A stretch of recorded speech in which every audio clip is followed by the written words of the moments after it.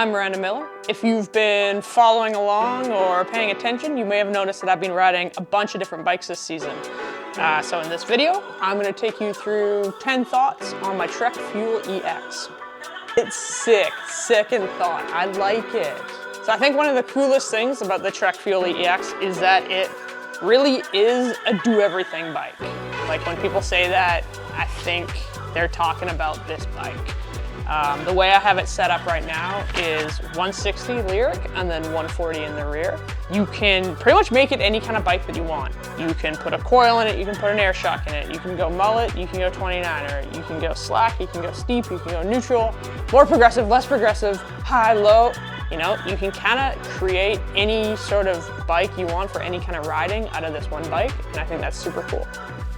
Yeah, for example, like it's still a fairly long travel bike, but this summer some friends and I actually rode from Squamish to Whistler, did the Lord of the Squirrels, and then rode back home. So it was about 135-kilometer ride, and I did it on this bike.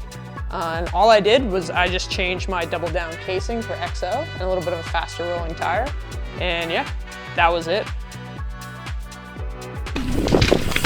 Sometimes highly adjustable bikes are cool in theory, but not in practice. And I found that this is probably the most user-friendly adjustable bike I've ever had. You can change the headset cups. Right now it's in just like the neutral, but you can go steeper or slacker.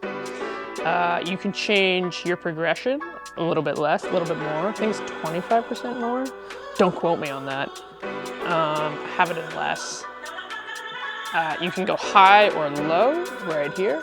And again, really simple, easy to use adjustments. It's nice, simple and effective. Yeah, so in the past, I've been like a pretty diehard mullet person. Mullet.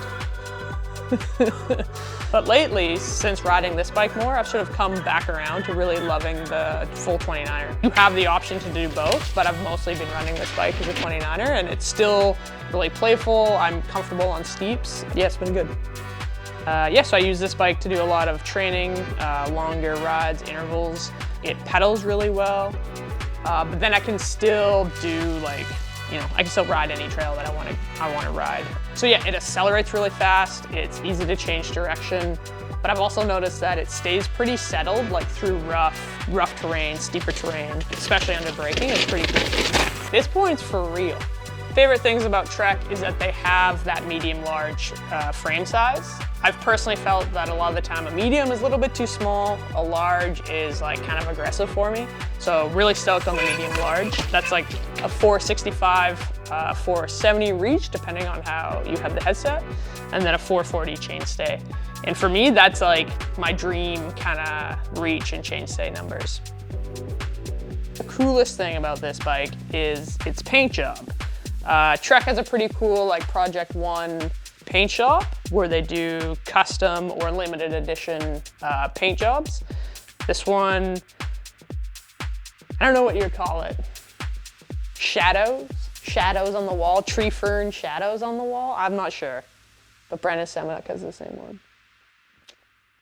Actually heard that Brandon saw mine and then asked for it. It's a lie, but people don't need to know. Once again, forever grateful for frame storage. Got everything you need. You never have to think about it. Just go riding.